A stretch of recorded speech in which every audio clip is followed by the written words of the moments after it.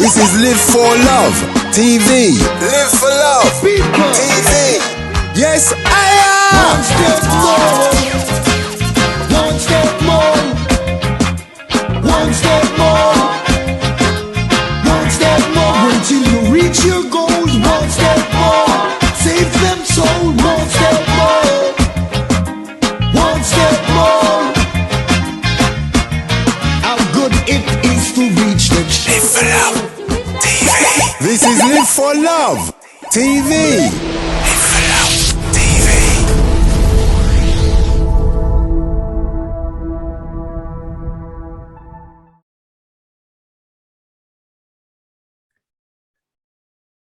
Welcome back here at Live for Love TV. It's the first day of the 7th month, the 21st year in the 21st century. And I hope everyone's doing well out there.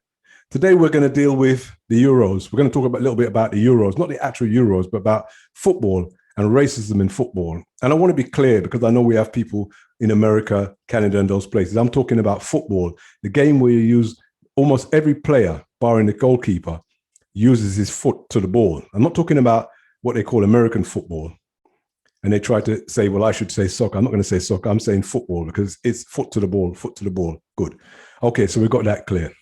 So we're talking about racism in football. And it seems that a lot of people from the community are getting very upset during this Euros because a young gentleman by the name of Ryan Sterling, as you know, plays for England, has been doing quite well. He's paid as a striker to put the ball in the net, and he's doing exactly what he's paid to do. He scored, I think, 3 goals in 4 games and helped them to get to the last 8. So he's doing what he's paid to do. But it sounds like, from what I'm hearing and what I've seen, that he's not getting the headlines. The headlines are going to the, as usual, the Grealishes and the Kanes and, you know, the defender, I don't know, one of these defenders from Man United. They're getting all the headlines, which is as it always is. So somebody said to me that there were 10 headlines of certain newspapers, and he was only the headline in one of those 10. Surprise, surprise. Well, what we're talking about today, as I said, is racism in football. And the problem you're having with the racism in football from the community's perspective is that you think you can do something to stop the racism in football. You think you can help out. I told you already in a video before, racism is not a black problem. It's not a black problem. It's a white problem. And only white people can solve their problem. You cannot help them to solve their problem. So you need to forget that and come out of that. Because what's happening now in football is the racists themselves are dictating how things go with your argument. You've got them telling you to take a knee, and you've got them telling you that we're trying to kick it out of football, the kick it out campaign. They're trying to kick out the monkey chants and the people on the terraces. But they're not the biggest racists in football. They're the minor racists. The biggest racists in football are the ones that control the game. The ones that are in the boardroom, the ones that control the clubs. These are the biggest racists in football. All over the football industry is complete racist. That's what they are. The guys on the TV, they're there all the time coming out with their statements here and little snidey statements, which you hear because you respond to me and people tell me and they hear them. And they're constantly doing it. And they control the game. The reason that you don't see black managers in the Premiership has got nothing to do with monkey chanters on the terraces. They're not stopping them. It's to do with the real racists that are actually controlling things and never being pointed to. And whenever there's an issue with racism in football, what do? They go and get someone who looks like me and you, or like me, I should say. I don't know who you are, but they look like me. And they ask for their opinion. And they usually go 9 out of 10 times. Recently, they've been going to John Bananas, Banana Man himself. And I take no apologies by calling him Banana Man. That's how I know him. It's done in jest, but that's how it is. He's John Bananas to me because he's bananas, slippery character. Now, what does John Bananas do? John Bananas, every time they go to him, he does one thing. He widens out the argument and says, well, football is never going to be cured until the wider society is cured. Wow. So he's taking the heat off his own game, where his paycheck comes from, where people come to him for. Instead of him narrowing down on the racists in football, he's widening it out to the wider community, literally doing what they would. That's why they go to him, doing what they want. It's not really a football problem. That's why they go to him. John Bananas is slippery. Back in America in the 1950s and 40s and stuff, we had some soft shoe shufflers, people like the Nicholas brothers and Bill Bojangles. They were great dancers. You can go back on YouTube and find these guys. They're amazing. When you see them do that soft shoe shuffle, you have to watch. Your mouth's open. You're like, what's going on here? But the reason why I bring up the soft shoe shuffle, because they're a distraction. Because while they're doing the soft shoe shuffle, the racists are rearranging things behind your back and getting away with murder. That's what they always do. Put someone in front of your face, distract you, and then they're getting on with what they're doing. And it doesn't really matter to them. That's what John Bananas is about. And the rest of these little friends you see on TV, laughing and giggling and joking. When will the time come when a black person will say, which they know because they went through it, say to these TV pundits that they're on TV with, why does a black player have to be twice, if not 3 times better than a white player before you give him any credit? Don't you realize that that itself is more racist than a monkey chant? That's the problem with football. Yes, it's in a wider society, but this is what you need to narrow down on. This is what Sterling is going through. This is what all the black players went through from the days of Clive Best back at West Ham, Regis, Laurie Cunningham's, on and on and on. They've all been through it. And even the ones you see on TV now know it just the way me and you know it. But they dare not say it. They dare not say it. You cannot get rid of racism in football if you leave the same people in the power positions. Those people who won't let you through the gate. And when they do let you through the gate, you've got to be 3 times better than somebody that looks like them. You ain't going to get nowhere. 10 years' time, you're going to be complaining. 20 years' time, you're going to be complaining. And 50 years' time, you're going to be moaning and complaining. And they're always going to throw some monkey chanter off the terraces under the buses and say, well, we're dealing with something. He's been banned for 3 years, or he's in prison, or this has happened to him, or it's never before happened. But these are not the big problems in football. These are, as I said, these are the minor issues in football. Listen, if you're a footballer, I don't care who you are, and you're getting paid, and you know that the power positions, the managers, the boardroom people, and all the other people that are in these power positions are non-racist, the monkey chance, you would be laughing at them because you know what you can do. You know when you get there, you'll be able to move on. But there's no moving on for most of these players. They have to suck up to these go on TV and suck up to these commentators and giggle and laugh and joke and they're amazing. They're amazing. In the UK, we don't really talk about watermelon, but there's some serious watermelon smiles on TV right now. Serious ones. And these guys, they are tried and tested. They know exactly who you are. They vetted you.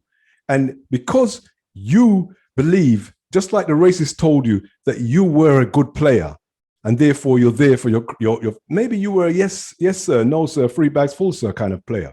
Maybe if you're that kind of player, you get through. And maybe if you're the kind of player that says, no, I don't play that game with you, mate. I can play the game just as better than anybody else, but we don't bend over and we don't take it like that. Maybe you would never make it to the top. We know that that's exactly how it's been in the UK since day one. It's hard for true people with true characters to go through, to be authentic. So what you're seeing now are people who are not authentic. You're seeing black people on TV, in the press, whenever racist arguments come up and they find themselves on this sport, that sport talks, but I don't know where they come from. They're not authentic. None of them can stand up for themselves. They're all weak. They're all weak hearts. They're absolutely weak. No matter what anybody says, these are weak hearts. These people can't survive in the community anymore, and they know this. So they've got to keep taking that paycheck so they stay as far away from the community, because somebody's going to call their bluff and say, hold on, why don't you talk to these people with some manhood, with some courage? What are you frightened of? They're going to tell you not to come on the TV. They're going to push you away or stop you from playing the game. Well, if they do that, then the point is proven that they're totally racist and they're in control.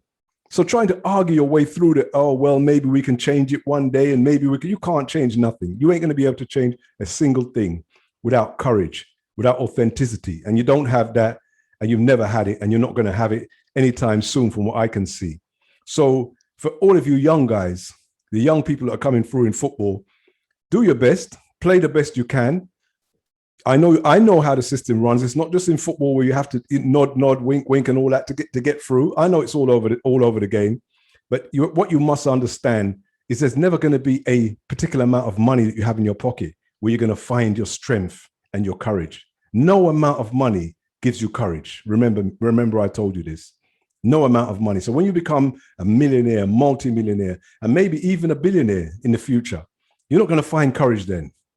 And if you did find courage all of a sudden and you tried to speak out, you'd be silenced within seconds. Easy to silence you because the people who are in your community won't trust you. They won't trust you because they'll be saying, hold a minute, you must have known all this all the time. Why have you not said it before? You can't wait until you get yourself into a power position of money before you actually speak out against things that are unjust, because they're not just unjust for you, they're unjust for everybody else that's coming behind you. So you have to speak up. You have to tell these guys, one-on-one, going back to Ryan Sterling, he's paid to do a job. He did the same job when I think it was in either the last Euros or the World Cup where they got to the semi-finals. The same thing he did before. He was their best player. And they quickly forgot that he was their best player as soon as it was over. Now he's scoring the goals, he's doing what he's paid for, and they're trying to sideline him. Let's hope for the people who are hopeful that England don't get knocked out in the next round, because if they do, him and people like himself will be to blame. He'll be put on the back burner again. That's the way they do it. That's the way it goes. That's what racism does. I don't make any apologies about racism. That's why I say I don't have anything to do with it in so much as trying to stop it. To me, it's the art of putting together bad-mindedness. There is not, there are individual bad-minded people. You have a lot of people who say they're bad-minded, he's bad-minded. Racism is a racial bad mind. Can you imagine that? You don't want to play fear because you might not win. So you have all kind of tactics to stop people like myself and other people, not just black people, other non-European people from getting through.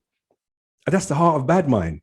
And people who, like myself, who know and have lived at least this long can tell you, you will lose. You will lose.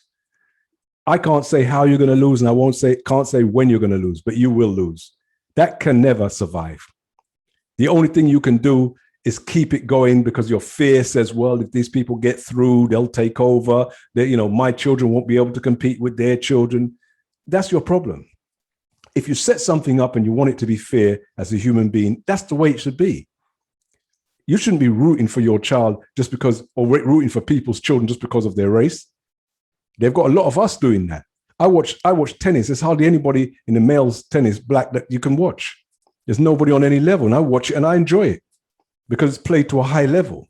And I'll be happy to see a black person come through and do really well in tennis, just like Venus and her sister did. But from the male's perspective, I'd love to see that. But I'm not waiting for it. I know the person has to earn it. I know the person has to have the ability. I know the person has to have the mental fortitude to get there, regardless of what's happening behind the scenes. But there's a lot of people here who the only way they can compete is when they tie one of your hands behind your back, and if they can, put something in your drink. That's the only way they can compete with you. And that's why I say racism is bad-minded at its height. I don't pull no punches with racist people or with racist institutions. We don't pull no punches with that. That's why I said to you, I don't care what black person is on TV and they're seeing racism going on right in front of their face. If they don't call it out, no respect, none whatsoever. I don't have no respect for them. And if they drop dead tomorrow, I don't want to hear their name. You can talk to somebody else about them. Don't talk to me about them. I don't want to hear their name, simply because you have to stand up. You saw Muhammad Ali, the greatest boxer of all time. You saw what they put him through. He stood up for himself and his people. And his name will be revered forevermore amongst the community. No matter what they tried to say about him, his name will always be revered for that simple reason. Not too many people have done it throughout the years. Once they get through the gate, that's it. They're superior. They got the big car, the big house, the big this, the big that, and the rest of us are just not quite good enough. Is that right? Anyway, that was me today with racism in football. We're going to again come back to this, maybe not in football so much, but we're going to always be dealing with racism, because racism is something that people want me to deal with constantly. And they know that I don't pull any punches when it comes to racist people. I don't care who they are. I don't care how educated they claim to be. I don't care what university or college. I don't care where they've been. I don't care what they claim for themselves. Once they show that they are racist, to me, they're on a lower frequency, and we don't fear them. So Live for Love TV. See you again soon. People,